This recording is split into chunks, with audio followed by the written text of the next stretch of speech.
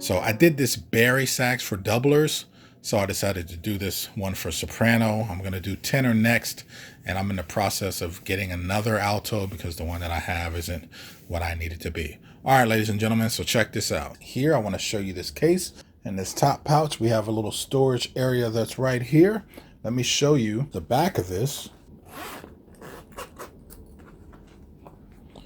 We have straps for our backpack. And also in here is a separate strap for just carrying it if you want to hook it to one of these posts that are here. These are some of the things that you should get and you should look for whenever you pick up a new soprano saxophone. Today in 2020, pretty much every new soprano saxophone is going to come with these basic things. So we have our swab that's here. We have our neck strap. And let me just show you this. This is a metal hook, so I have no objections with using this, even though I don't really use a neck strap with a straight soprano that much anyway. But here comes with a mouthpiece. This does come with a ligature, so don't worry about that. You get some cork grease that's here. Saxophones of yesterday were almost always one piece. And when you got a two-piece saxophone, it just simply meant that the neck was detachable. You often didn't get two necks, a straight and a curved one here. So generally when you buy a straight soprano saxophone today, it comes with two necks, a straight one and a curved one. Sometimes if you get a curved soprano, it'll come with two different types of curved necks, usually of different finishes, but mostly you get two necks with a detachable neck soprano saxophone. Okay, let's take a look inside this case. Okay, this is a nice kind of stiff yet plush type of material that's inside this case. That's enough for the saxophone to get protected if it gets banged around, but not enough to where the saxophone is just going to jiggle around inside the case. You have your two neck storage compartments, mouthpiece area, and then your accessories that are here. I really like this case a lot. It's a really good idea to get yourself one of these soprano saxophone stands. This stand does actually fit inside the bell of the instrument. This is a K&M. I'm not paid or endorsed or get kickbacks from Alora nor K&M. I don't get any kind of kickbacks like that, but this is a really nice stand, and this is kind of the general one that everybody gets. It comes with this leg thing. You can just screw this on here like this. Stand that up, put the soprano on that. When it's finished, box it up.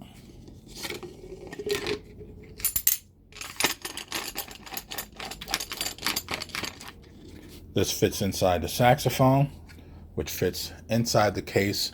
This extra little bit here will actually make this more stable and fit more securely in the case.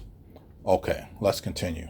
All right, ladies and gentlemen, there's some things about soprano that I want to show you guys. I mean, this is not an Alora soprano sax review, but there are some things about soprano in particular that you need to be aware of when you decide you want to start playing this instrument. All right, so let's take a look here. You can see we have the lyre screw / holder way down here in this position. To this day, I have no idea how you're actually supposed to use this thing. I've never actually used it, but I do have some ideas about what to do with this. I'm gonna mostly keep those secret, but I do think that it would be nice to be able to rig up something to be able to use auxiliary things in conjunction with this instrument. Okay, there's another screw hole that's here where you would normally have your lyre right here, but there's just a hole here. You can use that for heavy mass screws. That seems to be a big popular thing that's going on now. Okay, also you can get a variety of different colors and finishes. This is a matte lacquer, so this is an actual type of finish. Matte generally just means not shiny. It's more of a dull type of lacquer. I think it looks really cool, and for the time that I've had it, it's held up really well, so much more than an unlacquered saxophone, which I'll never do again because those things will keep altering their visual appearance. as opposed to something like this, which won't. Also, with a straight soprano saxophone, because of the angle at which it's played, with this neck strap hook here, usually the neck strap will interfere with where your hand is. I've always felt it to be very uncomfortable playing soprano sax with a neck strap. I like wearing one to hang the instrument, however, very uncomfortable. With a curved soprano, completely different story. All right, let's continue. The original Adolph Sax saxophones had two mechanisms that were here. One was used to get you from middle D to G sharp, and then there was another octave key where you could play A all the way up to the top of the horn. Now later, this was changed to just one, thank goodness, because it's much easier to play. However, there is still that remnant of that separate mechanism that goes from G sharp to A. And on so many soprano saxophones, there is a type of resistance wall. I call it the G sharp wall, because once you get to that G sharp and then you go to A, you feel this phenomenal amount of resistance, making the instrument fantastically difficult to play. It's one of the main reasons why this instrument is so difficult to play. The rest of the horn is all just very, very nice. This saxophone in particular does not have that infamous G sharp wall, and it is absolutely the main reason why I picked up this instrument. Now, that G sharp wall is not associated with inexpensive horns. It's all over the place. I hardly ever found that G sharp wall to be on vintage saxophones. However, I found it on really expensive saxophones, and I found it on really cheap ones. It's just the way the manufacturers have designed the horn. Why? More than likely it was done to compensate for intonation issues.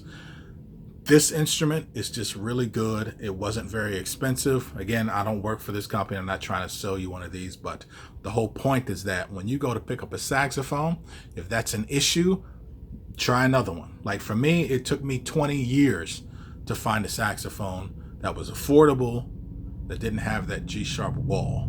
So that's a big thing. And the other thing, obviously, is intonation with soprano saxophone. Intonation is something of an Achilles heel with saxophone anyway, but on soprano saxophone, not only is it a little more difficult, but it just gets magnified because of the register that this instrument is in. It's supposed to sit on top, being a soprano instrument, and if the intonation is out with your most melodic saxophone, it's going to be a disaster. Okay, so I'm going to show you guys this exercise that you can do that will help you immensely develop your ear in this register with this instrument, and you should do this throughout the entire range of the horn. This exercise that I'm going to show you is going to set up a type of virtual tuner, so that way you're not ever using your eyes and you're using your ears, because you want to listen to what that note sounds like when it's in tune. Okay, let's continue. As you can see here, ladies and gentlemen, I have two scales, one ascending and the other one is descending. The idea is that you record yourself, preferably at quarter note equals 60.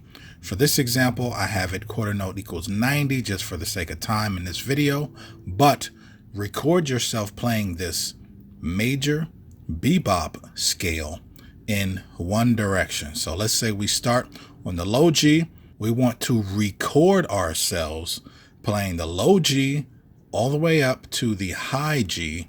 Then we want to play and try to match our intonation in the opposite direction. So when you press play to hear it back, start as if it's a duet on the high G and then play it down in a descending manner to the low G. Octaves, unison, these perfect fourths and fifths, major thirds and sixes, this is the bread and butter of really being able to dial in our intonation. Obviously, you want to be able to do this in all 12 keys. and throughout the entire range of the saxophone.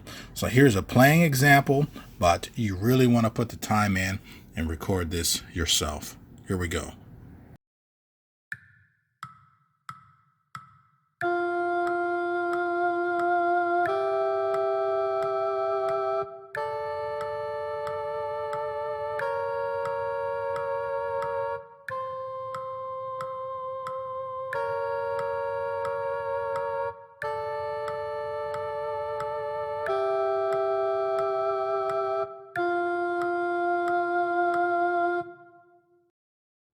Now, obviously, the most attractive thing about a soprano saxophone is its tone.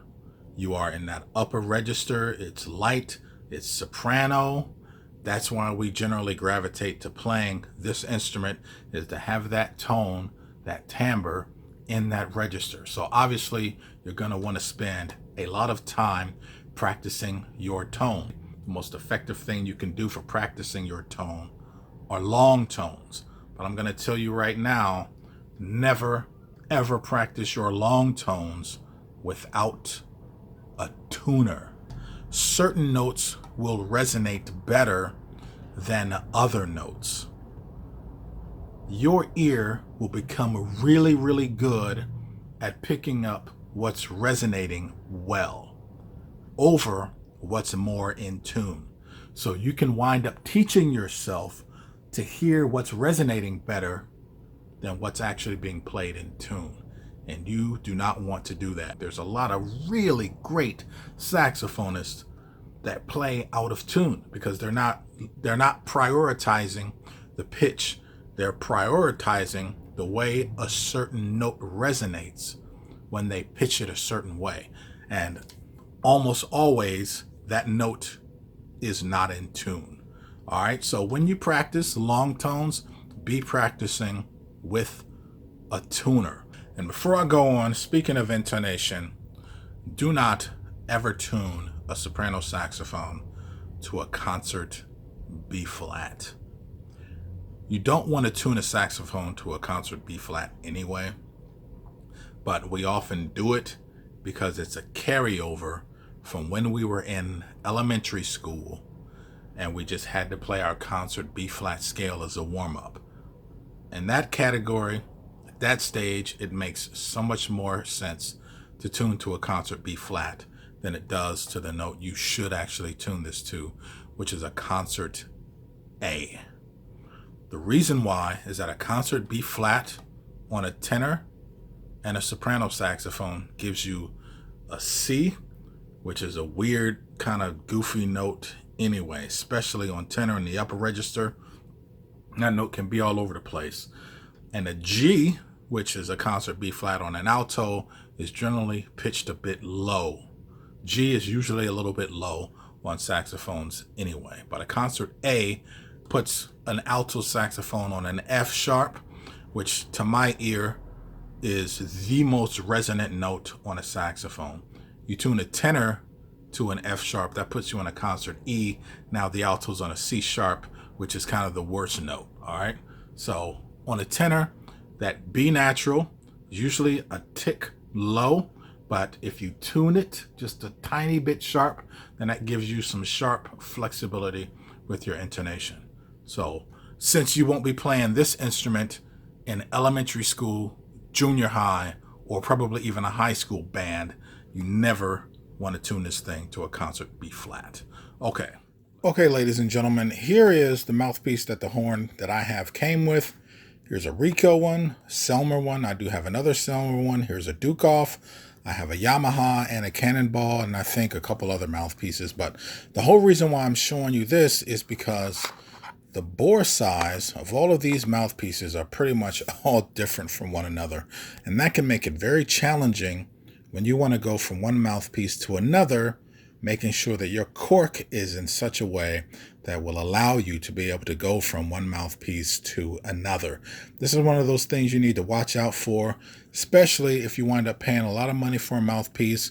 I have a Yamaha 4C and a Cannonball mouthpiece, and these two are my favorite mouthpieces. I want to play a few clips of what I have from the Cannonball. So I'm not paid or endorsed by them, so I don't get a kickback or anything like that from Cannonball or Yamaha.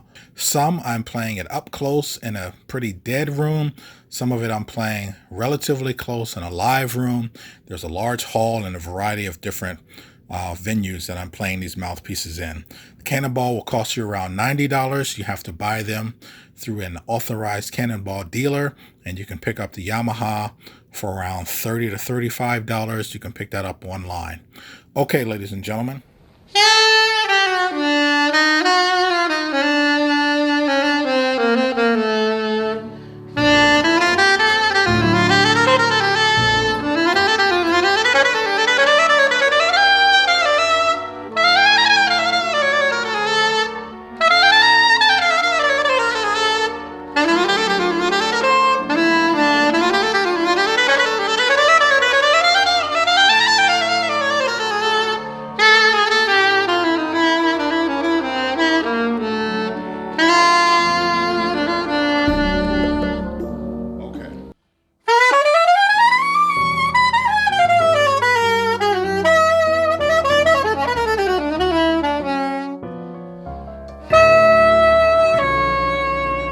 Let's see what it sounds like in this place.